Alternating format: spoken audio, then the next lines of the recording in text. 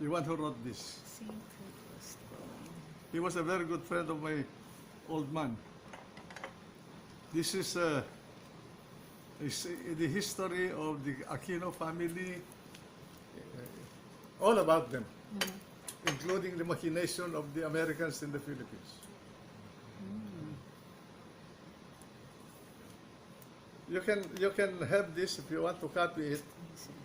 Ganyan ako kung magbasa eh, mas tinatad-tad ko yung kwan ko eh. May ganyan din ako, sir. It's a habit I picked up in UP Law. Let's go return to you now. Sure. You just you copy it. You Yes, can sir. have it reprinted. In Yes, fact, sir. you do not violate any No copyright violation. no copyright. Yes, sir. It's a signed copy. That's very damaging. It disappeared. That's It was okay. all- I Walang think it copyright was all, violation. Bought by Cory in order to preserve her image. You can't even get that online. It's not even on Amazon. It's blocked. That's why no copyright violation. Game. Sir, can you tell us a little bit of, well, since you brought up the book, can you tell us a little bit of what is the whole Ninoy Aquino myth? Is it a myth or is it something that they propagated as a... Because I was, did I tell you, you know what is going on now with President Duterte is similar to what went on with Marcos. During the time of Marcos, his nemesis was Aquino. Aquino was railing, pinning, bombarding Marcos every day, almost. And he made the mistake of including the wife, Imelda, and the mother of President Marcos, Doña Josefa. It's the same thing what this guy is doing now. Hitting the president, very disrespectful, And the children. Rude. And including the family of the president. You're not supposed to do that. Tama yung posture ni Presidente. Na he cannot be investigated by the ombudsman. Yes. You are not supposed to investigate the president while he is president. That's Afterwards, yes. He is immune to any suit, to any criminal prosecution. You are undermining the country the moment you do that to your president. You destroy the trust and confidence of the people yes. to their elected ruler. I'm going to quote you on that, sir. Huh? We're going to quote you on that because there's so much noise. My God, Yes. these people have forgotten the fundamentals of our system of government. Yeah. These are fundamental things. That's why the president cannot be sued while he's president. You cannot even criminally charge him.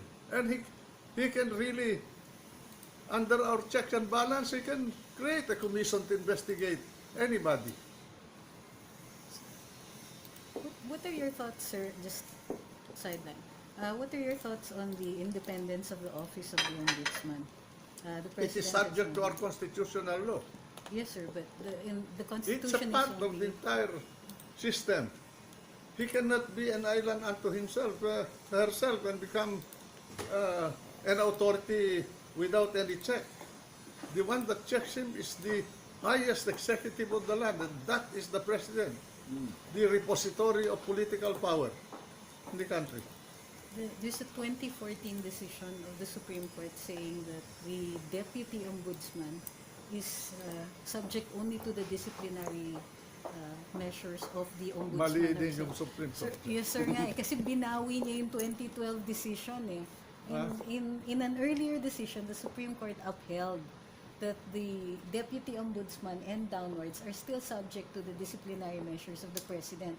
Concurrent with the Kailan ba yung 2014, sir. Ay, Binawi. reverse nila because they wanted to strengthen the ombudsman. How would they? Yun na nga, sir. So, they knew this was... Tama yung ginawa ni Presidente. Oh, I will not obey you.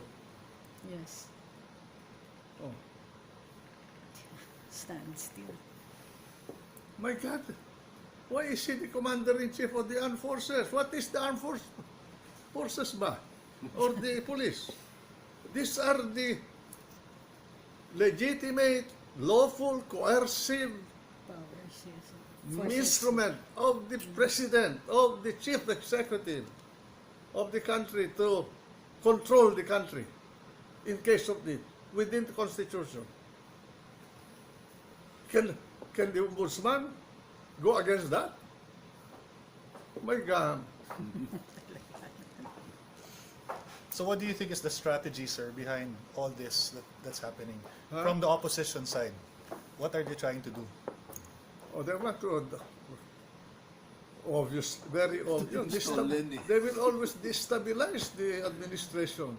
For what? For power. They have a president on the wing. Yes, Lenny. They can immobilize this president or eliminate him.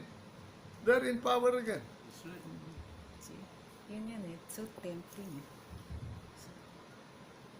What are they protecting, sir, you think? Huh? What are they protecting? They're not protecting anything. They want it. They want power. Governance. It's power. What would you, what, if you were advising the president, sir, what would you have him do? Huh? If you were advising the president, what do you think he should do to address the I situation? will not advise the president. It was just it's rhetorical. It's speculative, sir. I'm telling you, he's doing the right thing. Yan. Yun yan. The president of this country is more powerful than the president of the United States. Why is that, sir? Huh? Why is that, sir? Yes, he has more executive power. He controls the police, he controls the military. The U.S. controls only the military. That's right. For the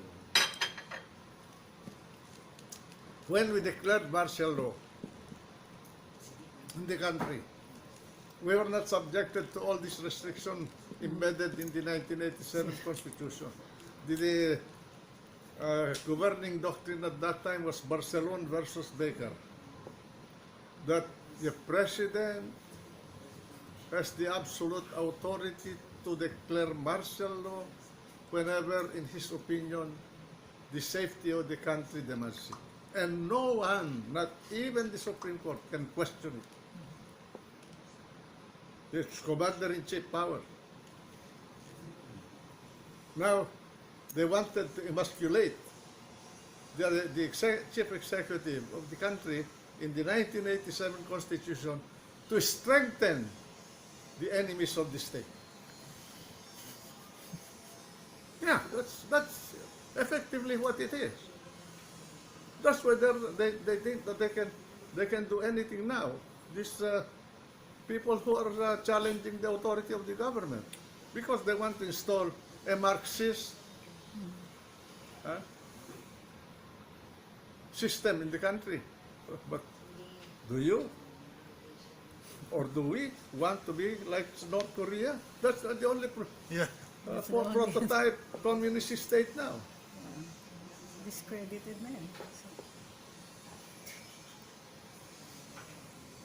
What was the reason for martial law back in 1972, sir? What was In the 1972, we have only the Communist Party, criminality, and the MNLF, which started with the Mindanao Independence Movement in Mindanao, and it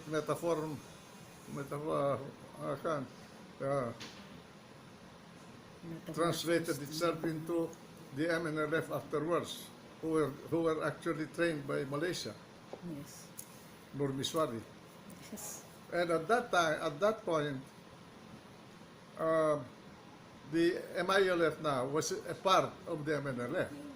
Hasim Salamat and the trio who controlled the group at that time were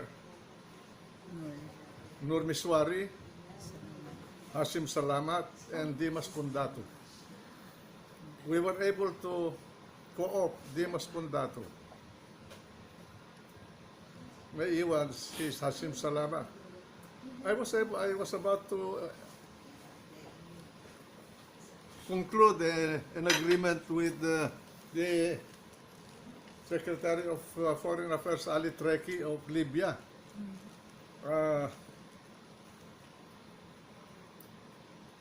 After the Tripoli agreement was revised, because I objected to it, and President Marcos had to call a special meeting of the cabinet to discuss my objection.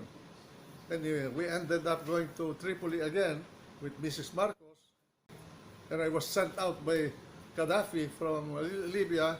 Told Mrs. Marcos, I don't like your Secretary of Defense to be in the discussion, because I told him to his face that if his attitude is, because he told me, we are in a state of war, and under a state of war, your constitution does not apply. And when he told me that, I said, Tito Mendoza was in front. By the way, when he said that, we were together, because Tito supported me in my position. I was sent out. I brought Ramos, Ugbinar, and who were the other service commander at that time, out from Tripoli to Rome, because we were sent out. Early in the morning, we had to fly out. It was in Libya. You were in Libya, sir? Huh? Where were you at the time? Where were the talks held at the time? In Libya, here there was a negotiation in the convention center here. Early Treki was here in the Philippines, and I was head of the delegation. He was head of the delegation, but Mrs. Marcos, sa atin lang ito, did not want me to succeed, because akala niya I was interested to be the successor of Marcos. Mga political player. Then how are you with Mrs. Marcos now? Okay. They thought I was ambitious and I wanted to be president. That was their greatest mistake. You know, if they did not do that, this country would be, probably would be different. Very, yeah. Well, was that junta connected with the Marcoses as well? Huh? That junta you mentioned earlier, was that there's operating I do sep- not know whether Mrs. Marcos knew about it. But the one who told me, but do not mention her name, is Edna Kamkam herself, who was the second wife of Very. General Bell. And they did not know that Edna was very close to me, because the brother of her mother, the mother is Catholico, and the other brother, Alfredo Catholico, Alfredo Catholico was the protege of my father. She sent him to school. He used to live with my father's house when he was a law student. So when you heard that information, sir, did you have it verified? Did you actually have somebody validate the information? I have no doubt about the veracity of the story. And we knew already that, based on our study of the preparation of General Ver and his group, we knew that something was afoot. Sir, early in the Aquino administration, you already knew that. Early in the Aquino administration, you already knew that you weren't going to agree on a lot of things. What precipitated the drift away from Mrs. Aquino? Because they were selling the assets of Marcos. Yeah. I thought they were different, but they started raping the country. It's the same story. I talked to, well, this is off the record. I talked to Danny Lim about it also. And he said early on in the core years, they already knew that it was worse. It was. They were selling. They sold security bond. Yes. Then the that was his brother-in-law, Lopa. What's his first name? Rafael? Jose ba? Jose Lopa. No, sir. Was Ricardo. Ah. Ricardo Lopa. Ricardo. Ricardo Lopa. ha? Ricardo ba yun? Si Yes, Lopa? The brother-in-law. Yeah. The The husband of husband of the Tessie. oldest sister, Yeah. I think. The Roppongi property. Ay, oo, in Japan. The Roppongi property. Huh? The Roppongi property. Pero attempt yun. Yeah, I was subjected to ethics because of that. Yeah, that's right. I was all alone as an oppositionist in Yes, the 24 member Senate. Sir, who was pulling the strings during Huh? that time? I mean, I'm sure it wasn't Cory, or Si was it? Piping. Piping. Piping. And the elder brother, sino ang pangalan nung married to Cacho? The eldest brother of Cory. Ano ba yung oldest brother? Not Jose. No, that's Piping. Older than Piping. Peping's the Antonio. youngest. No. No.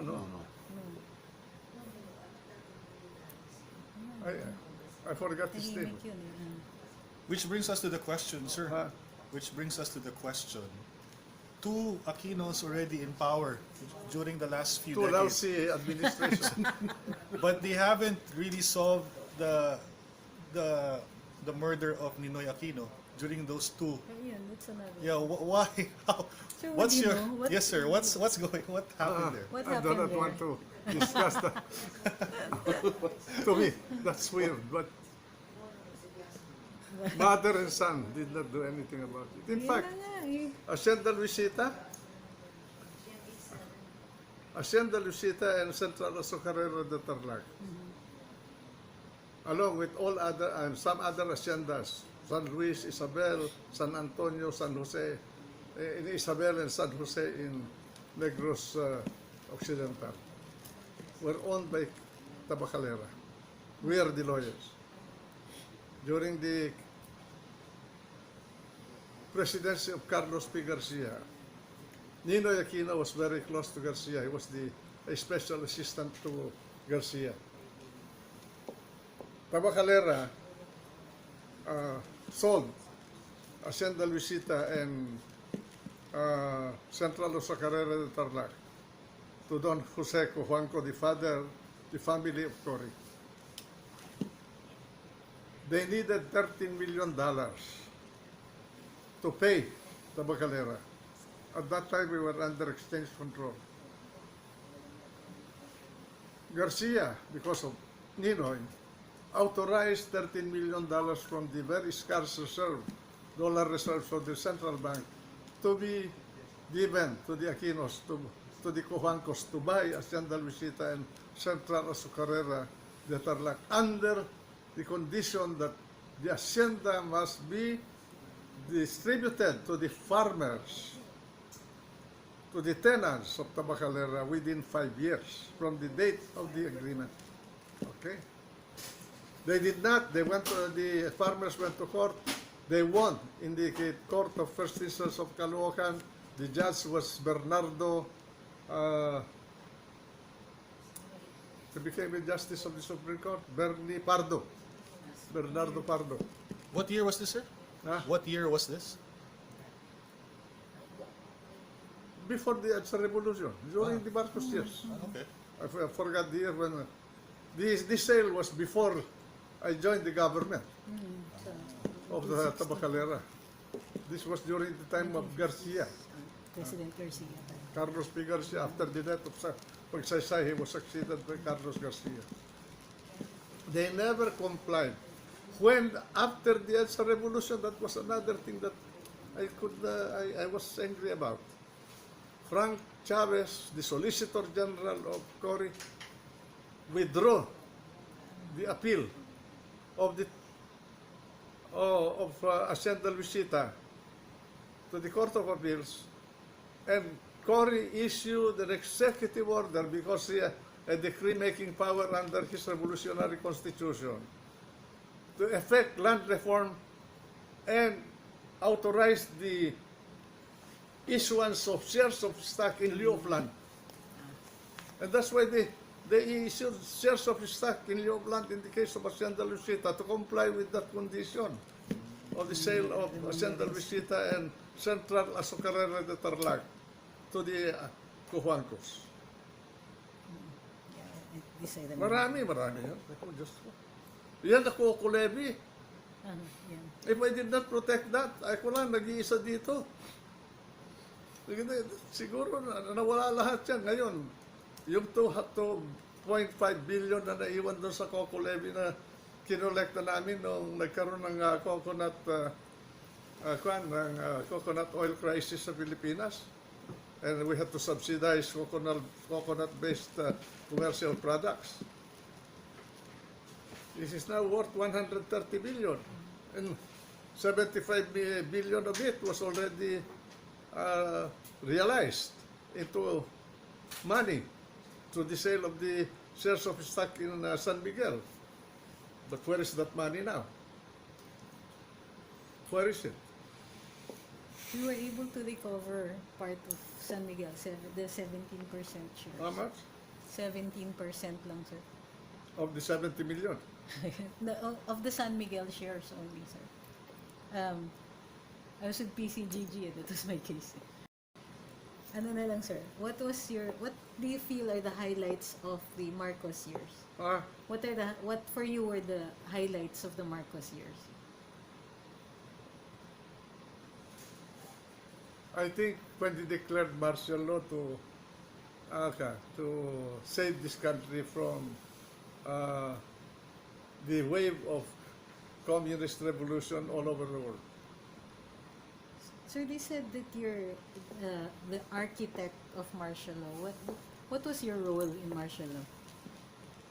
After the election of 1969,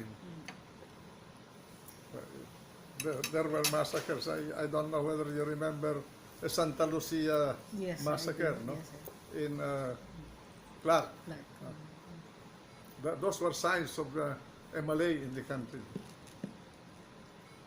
After the election, President Marcos, that was Marcos. He was anticipating the problem to set into the Philippines because Nicaragua went down, China went down, Korea went down, and many other countries went down because of the communist revolutionary movement all over the world. This was during the time of the Soviet Union, not Russia, Soviet Union, and very strong. Marcos asked me after he won the election in 1969 to study his powers under the Commander-in-Chief provision. And I was Secretary of Justice at the time. I studied it along with two members of my staff in the Department of Justice, both magna cum laude from UP Law. A frontliner and I forgot the other one. Si naging justice yun during the time of Cory. Si Minerva Gonzaga. Si Mini. So I studied it. We prepared the compendium. Nobody knew about this. I got all the books from my law office, from our law office, brought it, old law books, American law books, put them in my house in Urdaneta, and at night I was studying it. Kaming tatlo, we prepared one volume of studies about the powers of the president under a martial law condition. I do not know where that volume is now. Then after I presented the volume to President Marcos, he asked me to draft the implementing documents. So you drafted 1081, sir? I had no companion except one person I asked President Marcos to assign his confidential secretary to work with me. I did not want to involve anybody, not even a friend or Minerva, in writing the documents. So I prepared 1081, the 7 general orders, and the 7 letters of instructions. I did not know that it will be 7. Huh? But when I started thinking about it and writing the documents, ganun ang lumabas. Sir, about the... Now, yung mga drafts ko, when they renovated my house here, I had it in a room. Nawala, pati yung typewriter na ginamit ko doon when I was typing it. I type it myself. In that, by the way, this is not known to anybody. I was appointed by President Marcos after I prepared all this document as his deputy commander-in-chief. I was virtually the vice president during the martial law years. Nobody knew about this. I returned the papers to him, Mr. President. After the election of 1971, when I lost, I returned my appointment to him because I did not want to have that appointment. But before my end of 1970, he appointed me already as Deputy Commander-in-Chief of the Armed Forces. I was Secretary of Justice. No, I was already Secretary of Defense because I was transferred early in 1970 from the Department of Justice. I continued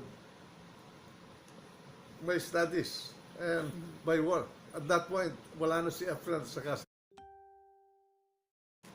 Sir, ano yung kwento? What's the story about your ambush? We were already under martial law. That was asked of me. How can I ambush myself then? Yun nga, It'll sir. see, what happened was, there was an ambush. There's no question about it.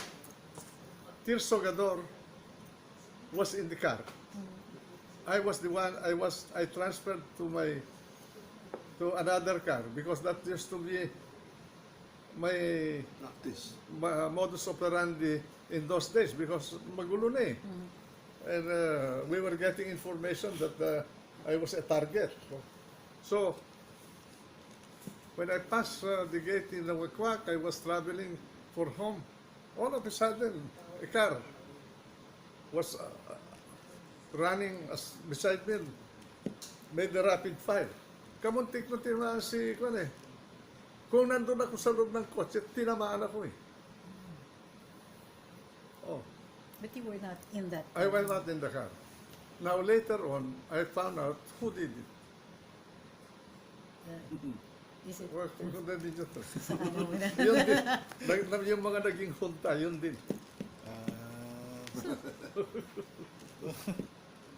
Ngayon, hindi ko alam na gamitin ng presidente yun. In his declaration. Tapos na. We were already